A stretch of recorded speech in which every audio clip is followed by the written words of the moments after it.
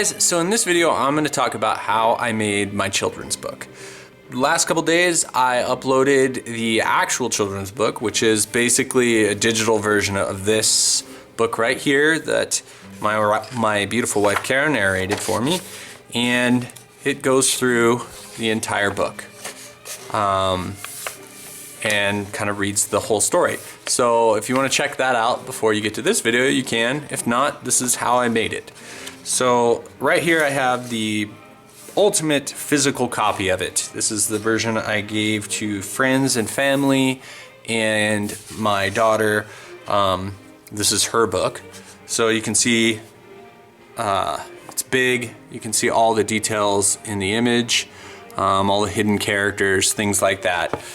This was exactly what I envisioned when I thought about the type of children's book I wanted to do. So having said that, I've done multiple versions of this book.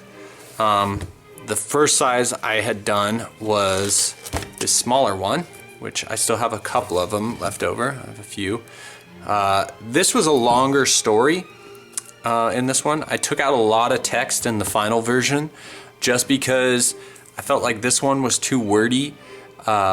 And my daughter, when I'd read it to her, she'd lose interest a little bit after, because the paragraphs were too long. It was too descriptive, especially for how detailed the drawings were. She wanted to look at the pictures, and then the story was just kind of getting lost. So what I ended up doing is cutting out at least half of the text, at least half, for this final version. And I like the way it reads a lot better now. I lost a lot of the creative verbiage and things like that, but I feel like it's a much easier book to read. So in that regard, I like it a lot better. So, and then the other thing is I went away from this smaller size. I thought about offering it just because of price, but then it defeated the purpose of doing all the beautiful illustrations because I just don't feel like the illustrations at this size were very effective. You lost a lot of the details, stuff like that. So ultimately I decided on this bigger size. I actually even, both these books, this one and the other one, are hardcovers. I tried a soft cover book to see how that would work, and it's more of like a comic book feel, but still. So the reason I was doing this is because of price, because I originally planned on selling this book, and so when you go into trying to figure out how to do a children's book, you have to figure out how to make it and all that stuff and make it a good book. And I figured I'd just deal with the cost of printing and stuff like that later. I had these printed through Blurb, which quality-wise, this book is beautiful. It's a soft cover, beautiful book. I love it. But this book right here cost $63 to print. The only time I bought these is when Blurb was doing a 40% off sale. So it ended up costing I don't know, 38, I think it was 38, 40, something like that. I can't remember after shipping and everything like that. So yeah, way too expensive to consider selling, because I don't know about you guys, but I probably wouldn't buy a children's book for $60 something, and that's without me making any money. And that brings me to my next point in this book. Is I didn't want to have a book where Blurb, a big company, is making money on my hard work and from you guys for free. Basically I would be selling this book at cost, and all the work I put into it, everything like that, they would be profiting from. And as an artist and principles as an artist, that goes against a lot of what I believe in. So I couldn't do that even if people wanted to buy it. I just felt bad about it. So the other option was to just give the book away for free, digital copy, which is what I decided to do. I never really sought out a publisher or anything like that. It just felt way too difficult. And I didn't know if the book was even on a level where I could sell it anyway.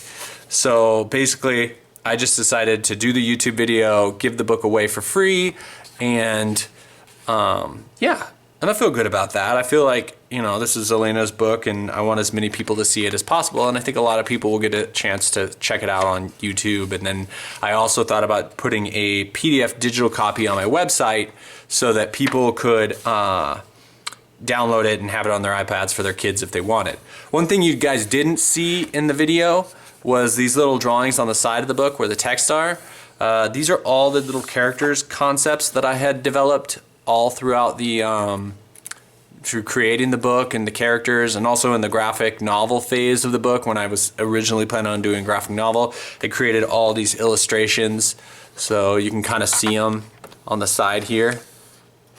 And they just add a little flavor to the whole book.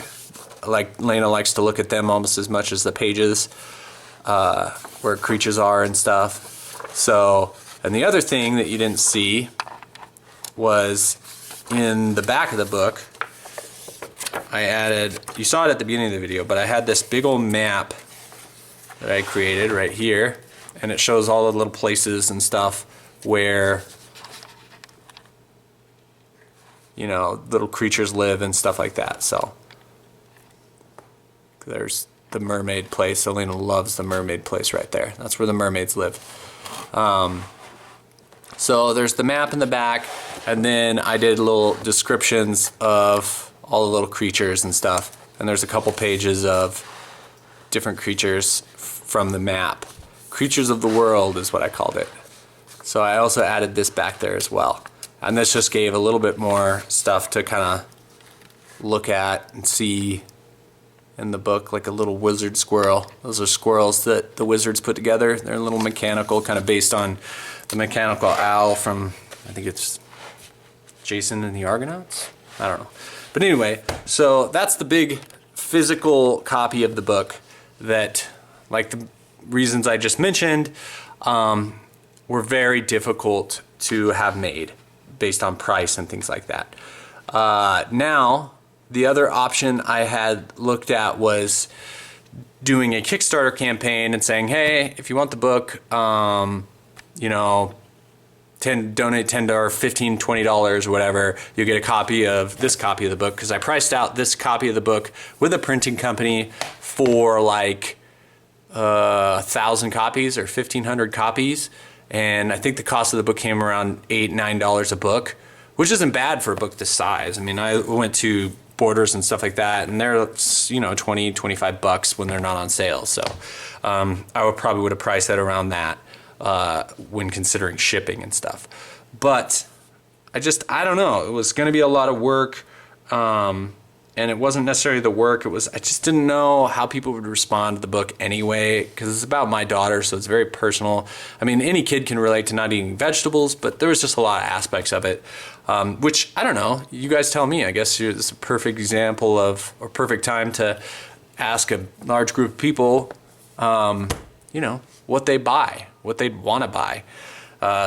So, yeah, let me know in the comments below, you know, for a book like this, all your pros and cons. Like, would you buy it? Things like that. Because this whole book, this whole process was a learning process for me.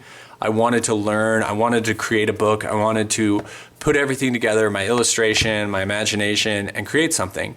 And I really wanted to get this first big project kind of out of the way so I could make some mistakes. And I was always told, you know, I had an instructor that always said, make mistakes faster. Because you learn a lot from your mistakes. So, and I'm not saying this is a mistake, I'm just saying I'm a lot better prepared for doing Emery's book, because that is something I'm going to have to do at some point, because there's no way I can do a book for my daughter Alaina and not have one for Emery. So, I also wanted to show you guys, after talking about that, all the original illustrations. So, some of these you guys saw in previous videos, but I really am glad that I did these. I thought about doing the book digitally completely. It would have been faster, but I just love having the original illustrations, you know, around. I'm going to put them in a portfolio for Alaina to look at. I might even sell prints of some of these. And for the most part, I really loved these illustrations. They were fun. I actually liked the pencil illustrations sometimes a lot better than I actually liked the final versions I ended up putting in the book and coloring. Because I just felt like, I don't know, some of them are be interesting to do a completely hand-drawn version of the book where I don't do any coloring or anything, just have a more authentic kind of art style children's book. But you can see there's tons of detail in these, and I like looking at them, and I think when Bug's older, she'll love looking at these original illustrations just as much as having her book. So I love this page. Some of the pages I definitely really liked, and some of them I wasn't too keen on. For instance, like, really like that page, and there's a page coming up. I don't really like her. This one was okay. That one was okay, not too big. And this one, my wife hates her face in this one, but I liked how angry she looked. She's laughing over my shoulder right now. And then there's one in particular that I absolutely hated, and if a publisher ever contacted me and said, hey, we like your book, we want to publish it or whatever, I would imagine if anybody ever did that, they'd probably have changes they'd want to make. But I did not like, oh, of course, it's going to be the last drawing I come to. And it's the little castle scene where everybody's sick. There it is. This is the page I hate. But I didn't want to redraw it, so. But yeah, I mean, it's all right. I actually liked how in the video it went down to the candy, and you can kind of see the candy's to blame for everybody's tummy aches. And then the other side of it, the technical side, like doing it in Photoshop, laying it out in InDesign, I'm a graphic designer. That's what I do for a living. Art director is my title, but graphic design is what I, do. And so I kind of put books together for a living and everything, so all that stuff was really easy for me. And then Blurb has a really easy method, like a plug-in for InDesign, to where you just download the app and create your file that they give you the dimensions for in InDesign, and then you just upload it to their site, and it was super easy. So any changes or versions that I need to make, like text-wise and stuff like that, it doesn't take me long just to upload it and do different stuff. And I've messed around. I did a ton of different formats of this book. I had a vertical version where the pages were like this, but I just felt like the text was too hard to read. I didn't want to block out any of the images, and ultimately I decided on the landscape one because I felt like it looked cooler anyway. But that is the biggest thing that I learned from this book, is having the book in my hand, I wish I had planned for this orientation, this size, everything from the very beginning. If I had done that, I probably would have done much better illustrations. I would have, so that's definitely a big thing I learned from this, is plan better. The story, all the text, I would have had the pages, the illustrations go all the way to the edge. You would have lost these, but I could have added these to the end of the book and just made the pages more like big pieces of artwork, because having to add this in here and push the vertical drawing, into the corners like that isn't my favorite layout. It works, and I totally don't have a big problem with it now, but I just feel like I could have done a better job of making the text, the story part of the image a little bit better. So that's one thing I definitely learned. The other thing is like this page, these initial pages I loved. They were beautiful, especially this page. I just love the how the background fades. You have little goblins in there, stuff like that. But some of the pages were less than stellar work, and I should have always kind of had a certain standard level, which I don't know if I can say that. I guess I kind of did. I just didn't hit the mark with some of the illustrations, and I shouldn't have been afraid or whatever. I mean, I think about it like I have all the time in the world, but a lot of times I'm rushing to get stuff done. And if I had 8 hours per drawing, then I probably would have come up with some little better illustrations on some of them. But anyway, that's a rundown of the video, or of the book. I hope I covered everything I wanted to talk about in this, because this was a really long project. This took me, I don't know, from the very start, which I'll show you the very illustration that started all of this. This one right here. A lot of you probably, if you followed my channel from the very beginning, I did a couple of videos on this illustration, and it started out, the whole idea for this book started out with this illustration. It's my daughter's room, and I did it of kind of a labyrinth theme, like there's goblins and fairies and stuff like that, and she's playing with the fairies and it's not even afraid of the goblins. They're all her friends. She had this tree painted on her bedroom wall that I had come alive, and I really loved the illustration, but this is what gave me the idea for the book. So the very first idea behind the book was this graphic novel, and I realized way early on that there is no way I was going to be able to complete this thing, because I had this grand idea that I would do a full-on graphic novel, and this was one of the first illustrations for it, which the style stuck. I liked all the detail and stuff like that, but this idea of a little girl going through an Alice in Wonderland type story was something that would have taken me like 50 years with the amount of time I have to complete. So this was another version of that, and I had planned on doing all watercolor paintings, which, like this tree, I love this tree. Like doing all stuff like that, plants with like flowers with eyes. But this drawing right here, I don't even know how many hours I had into just this, and I didn't even finish this one.